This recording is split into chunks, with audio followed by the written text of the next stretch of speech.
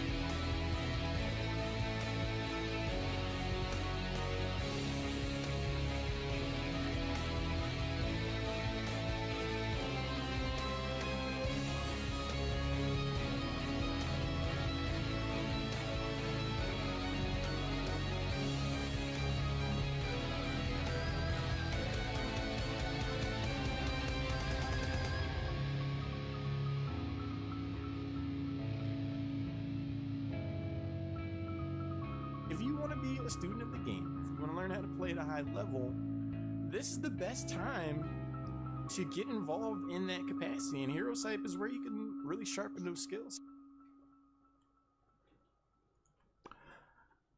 Hey, welcome everyone. Let me unmute myself because I'm good at this and I know what I'm doing. Hey, how's it going, everyone? My name is Lauren.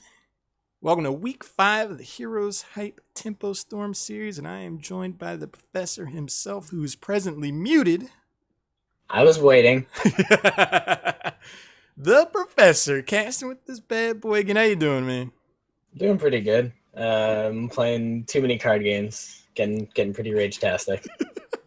I rage really hard at card games, for those who don't know me, because you can never BM anybody in a card game. So I rage really freaking hard.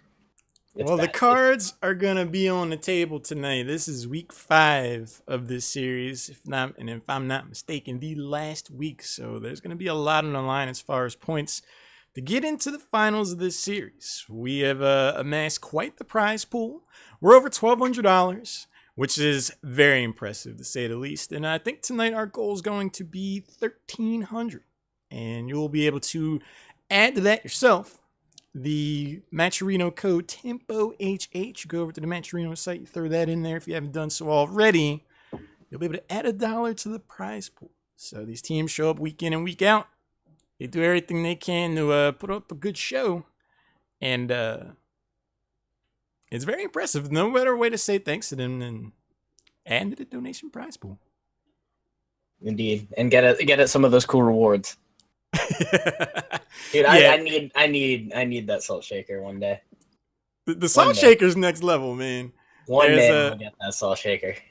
You got salt shakers to consider. I mean, that's just meta right there. That's just looking you directly in the face. Just like you set that next to you when you're playing Hero League, and it's just there. It's just there for you. You got the t-shirts, some jerseys, a couple of play sessions with Rentaro still up. We got to talk to her a couple of weeks ago, one of the coolest streamers in the scene. Always a good time to hang out. Like she said, she'll flame you for an hour, you know. So no better way to spend some time in the Nexus than that. But, Flame is the two-way street to true friendship. Yeah, full esports, man.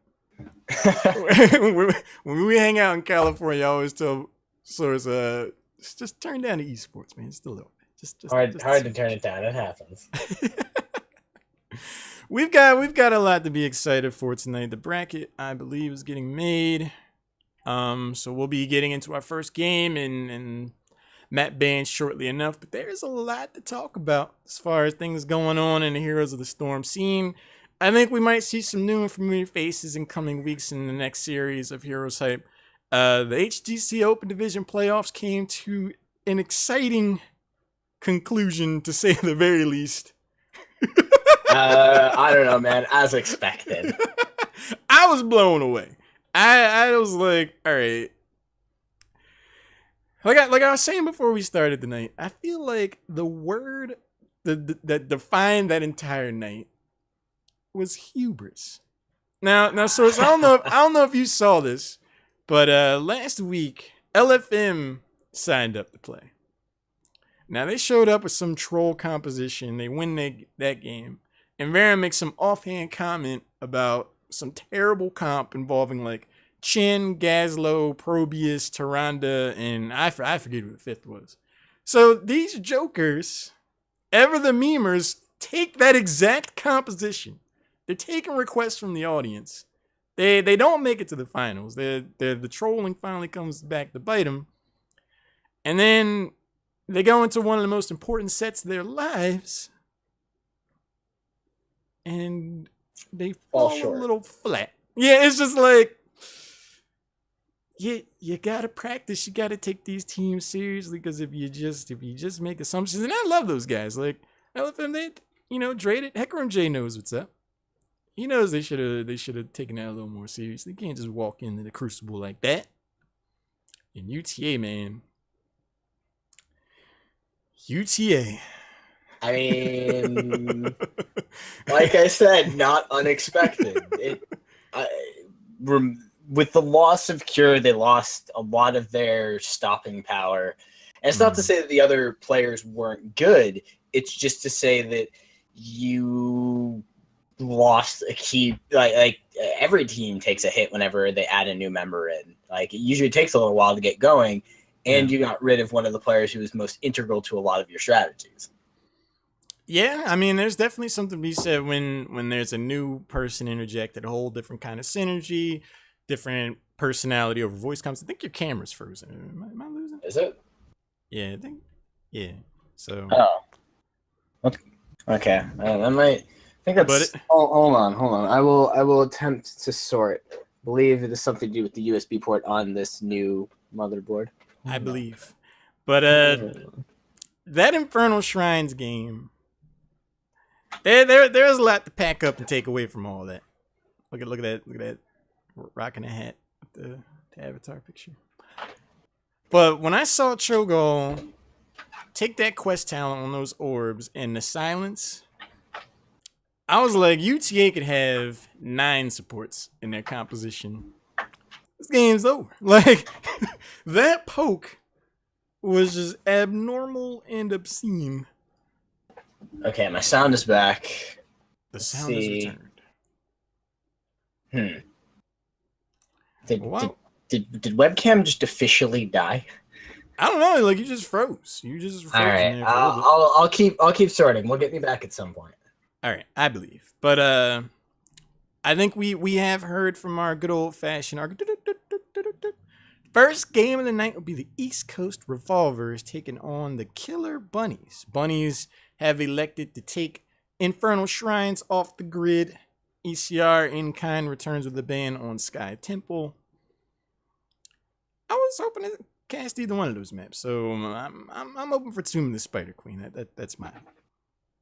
I mean, Tomb's a better map for a lot of teams. Like, it's just easy to build out simple strategies around it. As we unplug and replug in webcam again. I believe. We're going to try the USB ports at the top. I mean, my webcam could have died. This is some vintage webcam, 2012. I mean, what's funny is, like, we tested all this. It always happens, man. Sound check. I think, like, it actually died, though. Oh, rip. So, the KillerBunnies have elected to take us to Battlefield of Eternity, which invites an interesting set of mechanics and politics. But there's a really cool story behind this team. Kala, who was not able to make it here tonight, actually ended up coaching the KillerBunnies. So it'd be real curious to see how they decide to take use of that fountain of knowledge that is Kala. I haven't seen them beforehand, so I'm not sure exactly how much their skills would or would not have sharpened since then. But if you get coached, you're bringing in an outside element, a whole different perspective that can see your game from a higher level and really step things up. So I'm looking forward to seeing them. Oh, Argue's like, what's my portrait? You know what it is. I got the Shadow Paul Lily portrait. Come on, man. The new Shadow Paul Lily. There you go. I actually got this out of a loot chest this afternoon. I felt pretty enthused. We're running diagnostics here. We're gonna spool up my laptop and see if that can connect to the webcam. Then we'll know whether or not it's a USB port or my webcam is dead. The source is out here doing IT work during Hero Type Temple Storm series. The man's a multitasker. I mean, we gotta get the webcam back somehow. So it's like, all right, what are the possible problems that could have occurred? Because my computer's fine. I don't know, Everything man. on my computer is operating at peak efficiency. Peak efficiency. Well, we got 5 members. I believe there's KillerBunnies on the left. Forgive me if I'm wrong, but I want to say that's the case. I'm gonna look at the rosters just to make sure I know exactly what the heck I'm talking about. Or am I? Or are you? Right? Oh, this is for next week's thing. Because Hmm. let's hope I don't have to order a new webcam. That would be less than ideal, for sure. All right, KillerBunnies, East Coast Revolvers. 20 teams registered. Huge turnout. I love seeing that. KillerBunnies will be...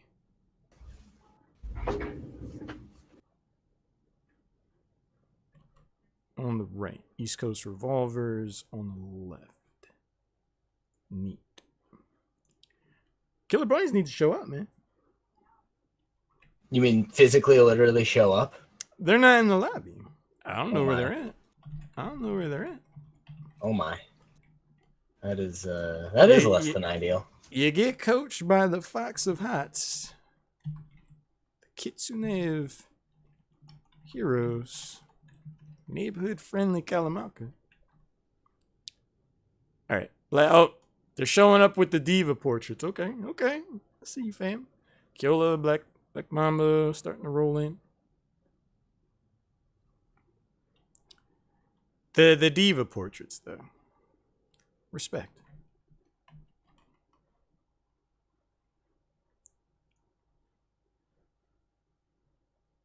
Wow. Phoenix Sniper Ganja Goon Man 2012 throwback vintage classic antique. 2012's vintage. That's what I learned today. I mean, this 2012, man, this old webcam. Someone said I graduated in 2007. But hey, man, they like the hat. They like the hat. Can't go Yeah, wrong. the hat is where it's at. Wow. So this went right over my head. So the KillerBunnies all have the diva portrait, and then Jewel Queen just said KillerBunnies equal bunny portrait. I didn't even piece it together like that. I was like, oh, it's the diva portrait. They got the same portrait. LOL. That's cool. Whoops. But all right. there was more to it. The rabbit hole goes deeper, pun kind of intended. But We're gonna... got the names lined up and everything because I'm good at this and I know what I'm doing. I say every week. We got everybody in here. Let's see if this attempt worked. The return of the source, could it be? I make no promises. Oh! Ooh, we did it. We in there. Right as the draft starts. We did it. Keepo. I mean, but now I know my webcam isn't busted. I may legitimately want to get a new webcam. He's in the market.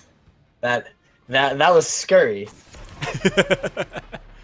Well, Malfurion gets banned, starting things off. East Coast Revolvers don't want to deal with all that now. This is on the live patch, so the Tyrande rework, the Alarak rework, those are all fair play. Diva came out today. We won't see her until at the earliest the 31st for a 2-week period, just like HGC. So on a map like Battlefield of Eternity, Tyrande already saw a good amount of play with her rework. I haven't gotten to see all the nuts and bolts of what is going over there, but she seems pretty strong. to my knowledge, she to my knowledge, it feels like she's not healing enough, so that could be a thing. Well, there's a talent at I think level 16 for her, where if she hunters marks someone, when her allies attack that person, they get like a percentage of their health back. But it's for each time an attack lands. So heroes like Tychus, Diva, Lucio, and Tracer, they effectively become unkillable because they just like get some sick amount of health back. Like, I don't know, man. It's gonna be a whole thing. Yeah, we'll see how it shakes out once we actually get a good look at what you can do with it come later. And like I'm thinking about like late game. It's late game relevance. I think it's gonna be pretty relevant. Vala's gonna be the first hero selected for the East Coast Revolvers. 2 heroes now to be picked up for the KillerBunnies. So far, none of the reworked heroes have shown up. Vala's a very nice all-around damage dealer, fits in almost any composition, though her positioning becomes rather important without like a Zarya or a Tassadar to back her up. But she can also burn down the Immortal fairly well with the Q build, so I think we'll see that for her. I would try to pick up like an Anubarak or something to try to shut down and have some dive options available. Yeah, I think people are still not sure how much they actually like playing a noob into a WADA scenarios. There's like problem I keep seeing when people pick a noob is they pick it into Li Ming, which is fine, but what they don't do is they don't guarantee that they're going to be able to avoid a bunch of auto attackers. And Alarak, I was expected. Well, the Lily pick is something of a surprise as well. Alarak and Lucy are going to be the 2-3 selections for the Revolvers. Now, Lily Arthas invites a pretty interesting question because I don't think it's any secret by now that Lily's a rather serviceable solo support. So I'm wondering if we'll see either Arthas or Lily. And in a lot of ways, those 2 heroes in that order offer a lot of flexibility for the KillerBunnies, who are now hovering Arl as a potential ban. Lucio, Ariel with Alarak and Vala, that would be spicy. But I can see why someone would be a little concerned. Yeah, I basically my understanding of New Alarak is that he's the equivalent of basically a new Kerrigan. Like you play him the same way. It's less hard engage, but in the middle of the team fight, he gets off the same kind of value with his combo, and there's enough damage there to make really get the job done now. I agree. I mean, the positioning is going to be really important against a hero like Alarak. The extended range at level 7, I believe, is really impactful. You think you'll be in the back line trying to live your life, and out of nowhere, you just like pushed forward trying to figure out where your face is. It's scary, man. And with a boop for added effect, you can definitely get displaced. Uther's going to get banned. Without a stun or root heavy composition, the level 7 armor talent seemed like it would get low value, but they don't feel like dealing with Divine Shield or Divine Storm, I suppose. Yeah, I really like the way we can actually use D-Storm, and in terms of more offensive CC-based heroics, I'm loving Tyrael right now. I honestly would love to see Tyrael picked up as a secondary warrior, and then like one really good range and Medivh, so that's going to be their pseudo second support. Interesting. Okay. That's now, not where I thought that would go. I'm liking to agree. I mean, Kala coached this team, and I don't remember Kala saying anything about Lily Medivh on Battlefield Eternity any times I talked to him. So we're definitely seeing a variance in take on the advice. And when you consider the Zul'jin pickup as well, I am definitely surprised. Yeah, I like the Zul'jin. I don't know about the Medivh. Like if that were a better solo healer, I'd be okay with it. Yeah. But in this situation, I don't think it'll be enough. Well, I think this last pick for the Bunnies is going to have to either be a warrior or I don't want to say another support, because double support with Medivh would be really weird on this map, I feel. But it depends on who they commit to the top lane. Genji shows up. Now I definitely understand the merits of taking Uther off the board. You don't want to dash in there as Genji and get that free stun from Uther's E into a Divine Storm. That also screws over Alarak as well, so... Now that all the cards been on the table for the Revolvers, I get it. Yeah. I still don't know how I feel about Genji on Battlefield of Eternity. I haven't decided whether or not it does enough. Because it feels kind of weak. Like, it feels like he gets the job done if the rest of your team has enough race, but rarely do teams just have enough free race. So it's... You know what I mean? Like, it doesn't feel like you're going to get enough value out of picking it onto the map. And unless you've got, like, this combo is pretty much damage, and then the race is coming out of Vala. And I guess kind of anti-race out of Joe, and then... Yeah, I don't know what I like the Anubarak just to be able to get towards the back line, but I think it's going to get shredded by Vala. It depends on what Vala build they decide to go.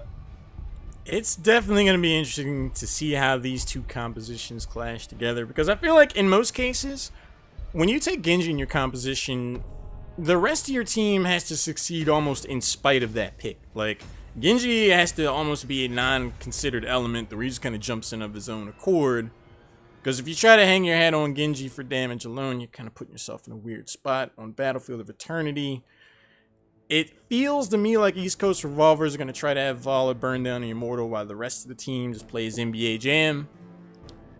But into Double Warrior, Lily, Medivh, that is a lot of resistance. I don't know.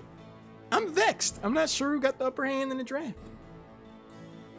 I think there's enough front line with the Double Warrior that it's going to stall the Genji. I like Arthas into Genji. If Genji isn't playing his positioning properly, you can do a lot of damage to him. I don't know. I'm definitely equally torn. I think it's going to come down to the Medivh. Like, if Medivh can get the right force of will right as Genji engages, that's a pretty sizable window to try to get a response. So we'll see. But first game of the night. You guys are excited as we are. Over on the left side, we have the members of the East Coast Revolvers. It's going to be Aramis on Genji, Army of One on Lucio, Akuma's playing Johanna, Roses and Hells on Vala, and Unknown Soul will round it out on Alarak. Yep, and over on the other side, wait, team names, KillerBunnies. Yeah, I wanted to call them the Money Patrol because they've got the diva, the diva market. But yeah, it's the KillerBunnies, Killer on the Zul Jin, Black Mamba on the Arthas, Anubarak will play by Eros, Jewel Queen, Lily, and Thorandel will be on Medivh, who is high in the sky, spots out a few members of the Revolvers. The heart spray goes down. Oh, Kiala.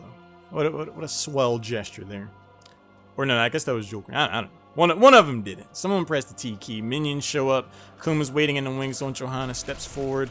Opts to not condemn the lane just yet. Steps forward. No one wants to get involved in all that. But a 3v4 situation, I would imagine we'd see some passive play for the moment. For the Bunnies. Yeah. Better to play safe until you can actually get in position. Like, don't have a huge amount of kill pressure unless you're going to land root and not, like, unless you land perfect full combo, you're probably not going to kill anything. Even after the nerf, Jewel Queen demonstrates the damage Lily can provide with the E. Not surprised to see that. Genji jumps in, has to throw on the deflect, gets an interrupt for the trouble. Lily shredded down to less than half health. No real kill pressure there, however. Roses and Hell hanging out in the front. One thing that we didn't really consider, Source, in his draft is the lack of wave clear over on the side of the KillerBunnies. I mean, they're getting their lane pushed in. If they fall behind, the macro play is going to be quite the uphill battle. Yeah, they'll get some pseudo-value wave clear out of the Medivh, but for the most part, it's going to be slow going for them. They're really looking to win this off of long extended team fights and to get their opponents, get advantage on the shrines. I don't think they're going to be able to do that until they hit closer to 4, which means race advantage is going to be in favor of the other side just because they're going to get there sooner. Like, quicker wave clear, you get to the immortal faster. Well, we see that right now. Excellently pointed out. 3-person root. Arthur's trying to engage. No mortal stuns just yet. Arrows burrows in. Kuma potentially called out. Uses Iron Skin to tip his hat and escape. Aramis eats some damage from Medivh. Throws on Force of Will. Hey, I got protected too. So far, they're going to defend their immortal. With that lack of wave clear, though, these prolonged progressions could definitely hurt the bunnies. Yeah, and now they've sent Medivh off to ineffectively wave clear because obviously no Masters touched this early, and he's got no heroes to hit, so there's going to be no reset on his Q. Now, half health, they've kind of picked a composition that I guess is going to win on the second immortal. They just can't lose a lot off of the first one. Well, they're in a position to race at the moment. This first immortal is for sure going to fall into the hands of the East Coast Revolvers. And I feel like it was during that halftime that the East Coast Bunnies were like, we don't have any wave clear. Like, we forced them back, and even after all that, we still are looking down the barrel of a 75% shield immortal. Granted, it is only 3 minutes into the game, but they're going to have to start taking some team fights decisively and consistently. They want to venture to the other part of the map. Oh no! And so brings forth the pain that Alarak brings. One good pull back in, they managed to get... Actually, they've got the double pull in, so even after Alarak brings you in, you're not going to be able to walk away just because Akuma's going to be able to get you back in with the Condemn. That amount of keeping Arthas there lets them just dish in damage, and again, Medivh's off to wave clear, but that's not really a great time for Medivh unless he hits Genji with every single Q. Definitely. I mean, they stand at the foothold of getting an insignificant amount of damage. The telekinesis into the Discord Strike on the back of Lily's face. The laser is going to be enough for the second takedown of the game. And a good amount of health left still yet on this Immortal. Fort goes down. Tier advantage not too far away. The Revolvers are on the move. I mean, no reason to stop either. If you start getting wow, 3-man stun off of that perfectly timed Condemn. So if you're getting keep wall at 4 minutes into the game, that's actually a lot of experience. It's more experience than you would get by soaking waves or by taking the additional fort. So just by getting that one tower, they've secured themselves a full level lead, which would normally have been battled back by their opponents being behind in experience and getting the extra, and by them getting the clear waves. Now, again, their wave clear is weak, so the Killer Bunnies are going to be behind a bit, and they need to find significant team fights, and that's just not going to get easier. And the Revolvers have to know this. They are no strangers to the game or how to establish macro and maintain such a lead. So they're definitely going to look to be bunched up. They're not going to try to step too far out and get caught and allow a lopsided situation to get the Bunnies back into the game. We see Kaolu, Eros, and Jewel Queen getting the bottom siege camp. But we're talking about the lack of wave clear. Definitely has made itself apparent. Something I want to point out. At level 1, Lily took Pro Toss, which says to me, like, you're respecting the displacement ability of the comp from the Revolvers. And after we saw Lily get taken down, I submit to you, not getting the value they had hoped out of that town. I mean, it's also solo support Lily. If that Medivh had been an actual support, like, say it were Ariel, okay, now you've got wave clear. Uther, you've got wave clear. Now Uther was banned, but still, like, there are other options. Rhaegar, you've got wave clear. Now, it is quite the vexing progression where a Medivh gets taken down. A hero who has an invulnerable state. So, that's curious and of note. And also poorly timed, because this is right as the Immortal shows up. Granted, slow, like short death timers, but still, that doesn't bode well. A pause. Indeed. Interesting. I'll bring them back to the fronts of our faces. And the source is back in motion. Yeah. Back in motion and slowly overheating. It's just it's unbearably warm in my room right now. And the window's open and there is no breeze. Warm in Massachusetts, who knew? I guess it does get pretty hot up there. Yeah, New England is terrible. We can get legitimately hot summers, and then just winter starts in October, and it's, negative 20 at, Halloween. Like, it happens. I've been up to Massachusetts in the summer. becomes a thing. But we are going to get back into this game. Apparently, Roses in Hell's cat started to choke, but it's all good. Kitty's going to be just fine. I don't know about this Immortal Shield, though. All 5 members of the Revolvers waste no time burning this down to 50%. Yeah, and Battlefield of Eternity is probably one of the more snowballing maps in the meta. One mistake usually tends to set a team very, very far ahead, and it starts getting very difficult to bring it back. Especially when that mistake causes you to be so far behind pre-10. So you're looking at what would need to be a perfect root knock-up combo out from the tanks, and then full damage, and they don't have a lot of burst. The main damage they have is Zul'jin.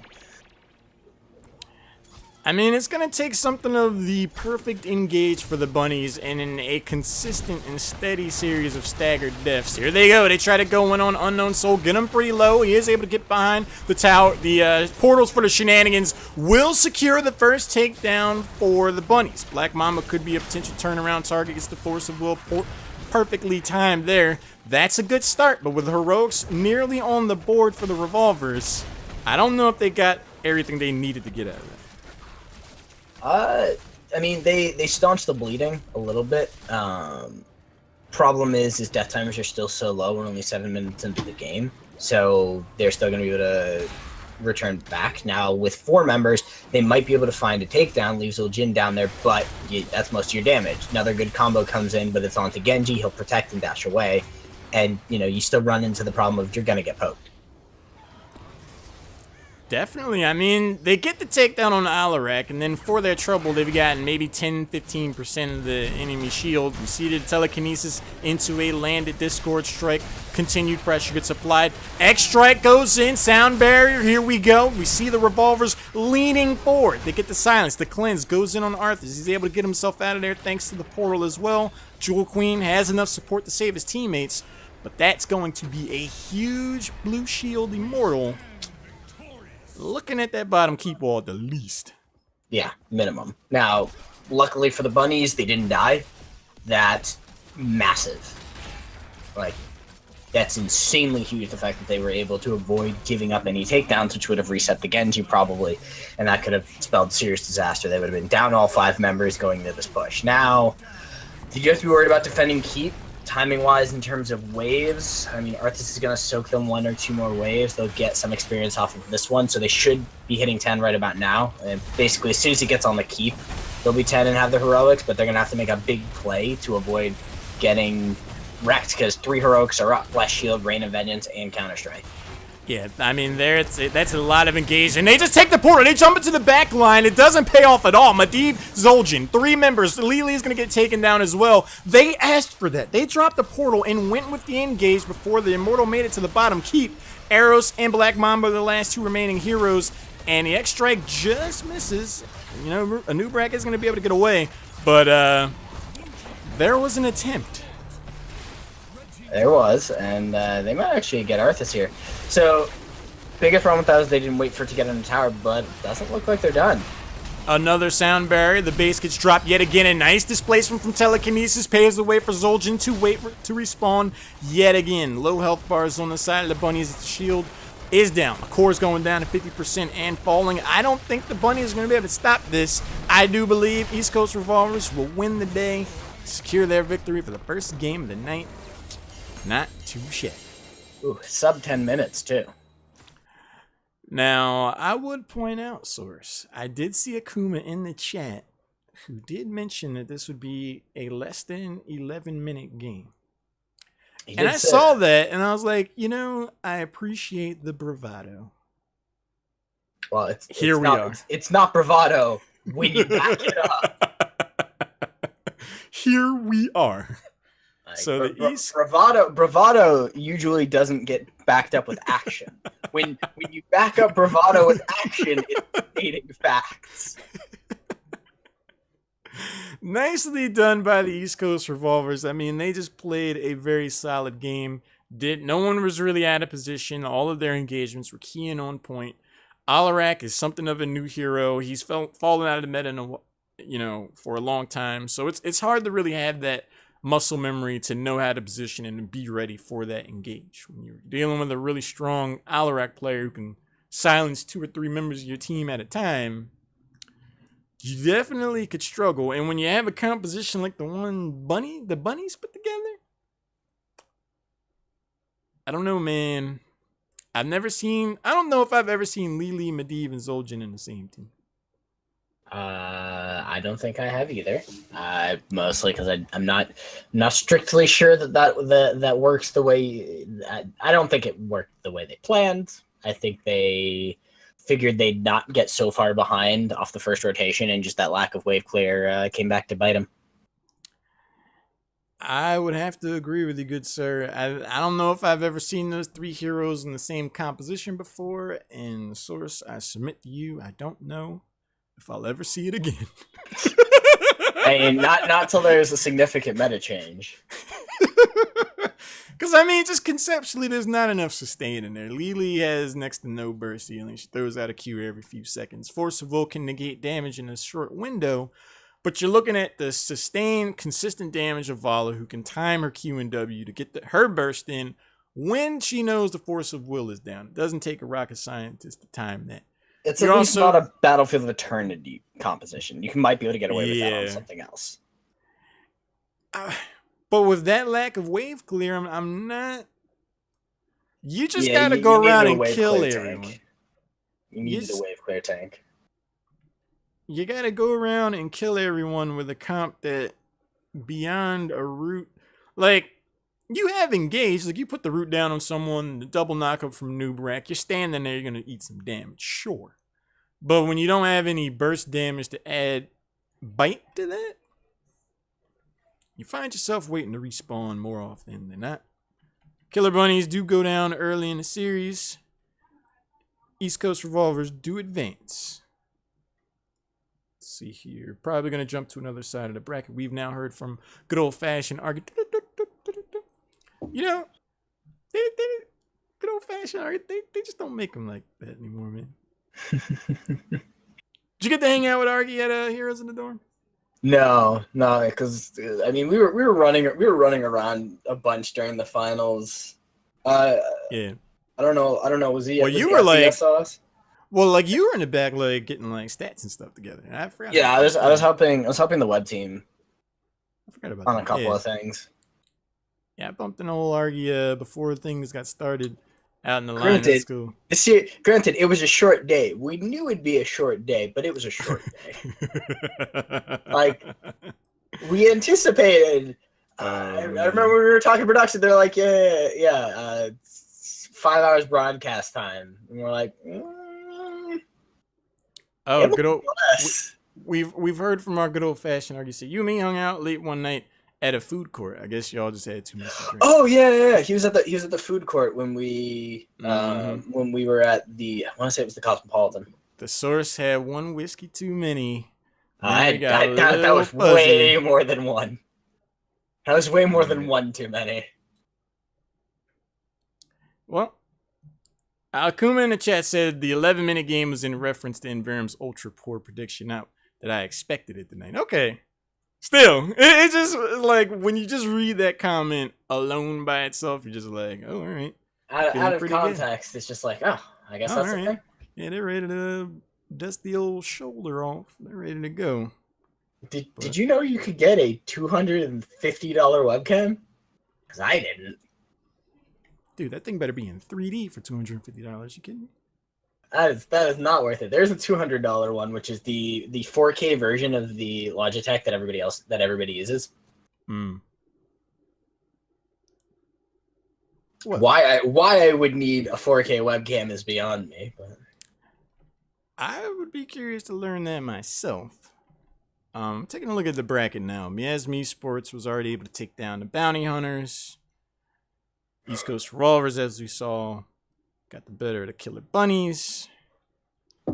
I think that game might have been just so fast. I think we outpaced the bracket. Well, because we'd be what, 15 minutes into game now? Like that would be this would be normal time for a fast game to be ending. Right. So we might be taking something of a break before we find our next game. Looks like Seventh Empire's leading, 19 minutes in. So we might see a game sooner rather than later. Pro throws going to Miasma. Should be closer to done. Miasma Esports. Let's see who's on their roster.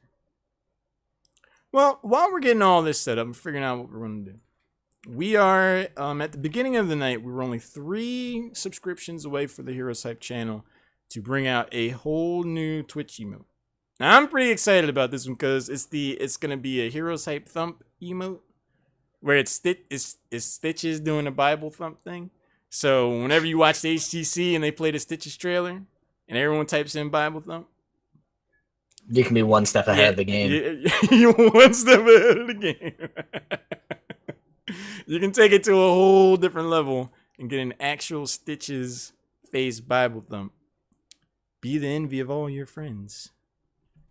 I want to see that. I already subscribed, so I would not mind all that. But I think we are going to take a short break. I don't know.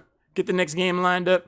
The first one wrapped up pretty swiftly, all considered. So clearly an expedited process. Yeah, same day shipping on that one for certain.